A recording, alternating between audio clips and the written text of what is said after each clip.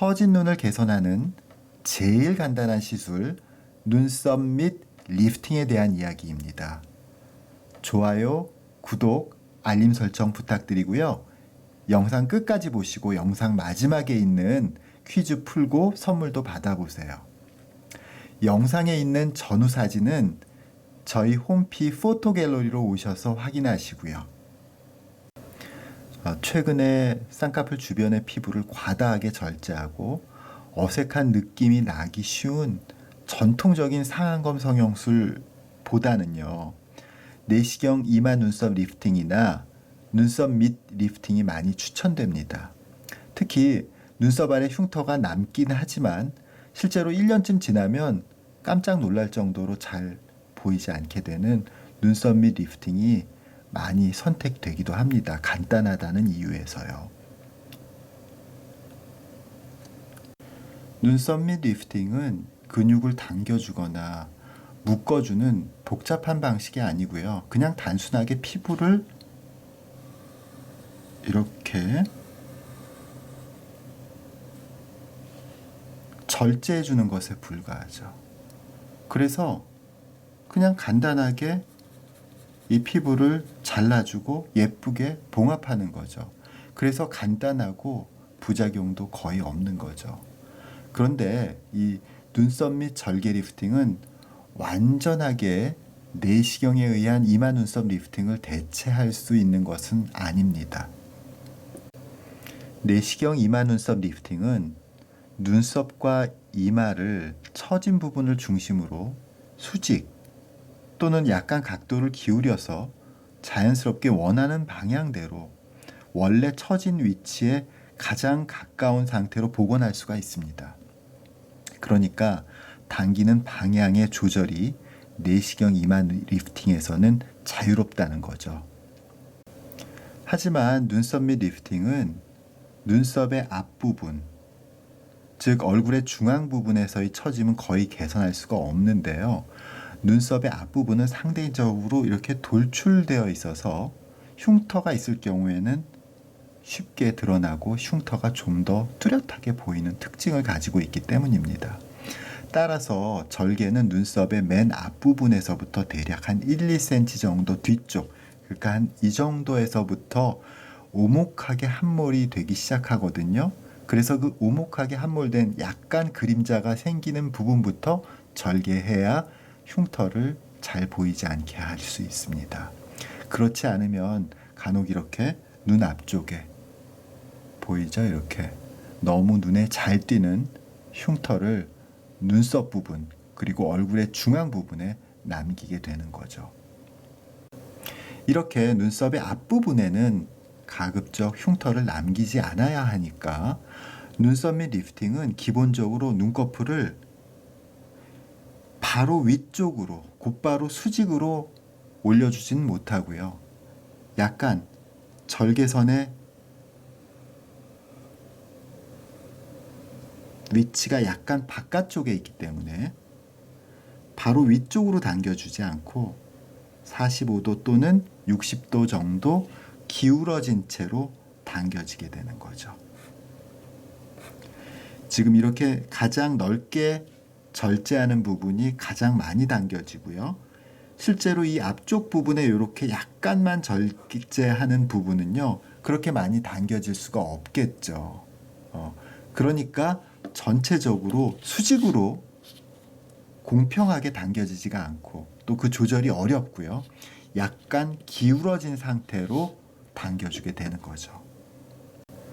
그래서 눈꺼풀의 중앙과 안쪽에서의 처짐보다는 눈꺼풀의 바깥쪽 그리고 눈 바깥쪽의 조직 처짐을 개선하는데 눈썹 및 리프팅이 더 효과적인 거죠.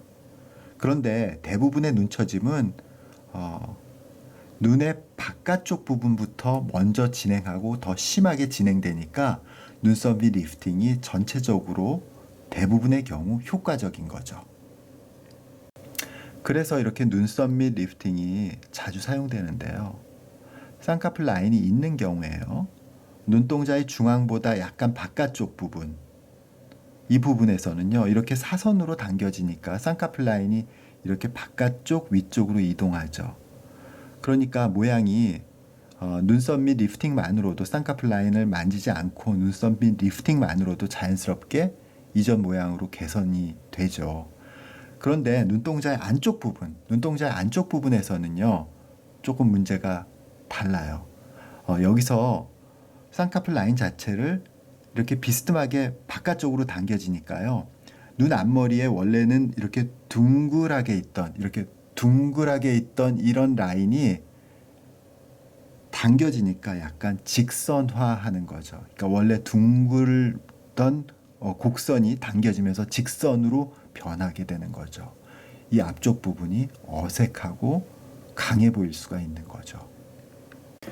눈썹 및 리프팅의 효용이 눈의 앞쪽에서는 별로 없을 뿐만 아니라 오히려 쌍꺼풀의 둥근 모양을 해치고 눈썹의 앞쪽 부분에 흉터를 더 두드러져 보이게 하기 때문에 저희 병원에서의 눈썹 및 리프팅은 눈의 바깥쪽의 처짐만을 개선하는 역할을 하고요. 그래서 그만큼 흉터를 작게 디자인하도록 합니다. 처진 눈의 앞머리는 대개 피부 처짐보다는 지방 주머니가 앞쪽으로 처지는 현상으로 인해서 쌍꺼풀이 더 넓어지고 또 지방층 위쪽 부분이 꺼지는 현상 때문에 쌍꺼풀 라인이 이전보다 더 동그랗고 높게 변형이 되기 때문에 피부 절제보다는 지방층의 재배치하고 쌍꺼풀 라인의 리모델링이 더욱더 중요하죠. 기존에 변형된 쌍꺼풀 라인을 새로 만드는 것이 아니라 재건축이 아니라 리모델링을 하는 거죠. 눈 앞머리에 변형된 부분만을 복원하는 거죠. 이 리모델링은 지방 재배치 또 매몰법 혹은 절개법을 통해서 시행하는데요. 새로운 라인을 만드는 것이 아니라 기존 라인을 보강해 주기 때문에 회복 기간이 처음 쌍꺼풀을 만드는 것처럼 오랫동안 어색함이 지속되지 않아요.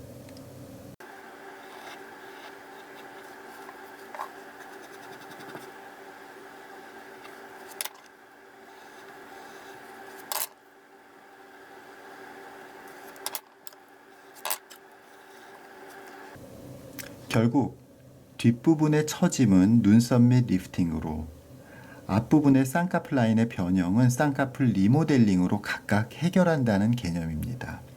저는 이전 영상에서요, 쌍꺼풀 라인 주변을 이렇게 광범위하게 피부를 절제하는 전통적인 상안검 성형 대신에 내시경 이마 눈썹 리프팅 혹은 눈썹 및 리프팅을 쌍꺼풀 수술과 함께 하시는 걸 권했었어요. 여기서 말씀드리는 눈썹 및 리프팅은요, 단독으로 시행할 경우에, 눈썹 및 리프팅 단독으로 시행할 경우에 이렇게 넓게 해서 눈썹 밑에 흉터를 광범위하게 남기는 이런 넓은 범위의 절제가 아니라요, 피부 처짐이 심한 바깥쪽 부분만 국한하는 비교적 작은 절제를 말씀드리는 거예요. 그러니까 왜 쌍꺼풀도 절제하고 또 눈썹 밑도 절개하는지 의아하게 생각하시는 분들이 계셨어요. 그런데 그거는 바로 앞부분은 쌍꺼풀 리모델링을 하고 뒷부분은 눈썹 및 리프팅을 작게 해서 필요한 만큼만 흉터를 최소화한다는 뜻인 거죠. 오늘의 퀴즈입니다. 다음 중 옳은 설명을 골라주세요. 1번, 눈처짐은 주로 눈의 앞부분에서부터 시작된다. 2번, 자연스러운 눈처짐 개선을 위해서는 쌍꺼풀 라인 주변의 과잉 피부를 절제하는 것이 중요하다. 3번, 눈썹 및 절개는 눈썹의 앞부분에서는 피하는 것이 좋다. 정답을 아시는 분은 아래 링크를 타고 오셔서 답을 골라 제출해 주시면 소정의 선물을 드립니다. 감사합니다.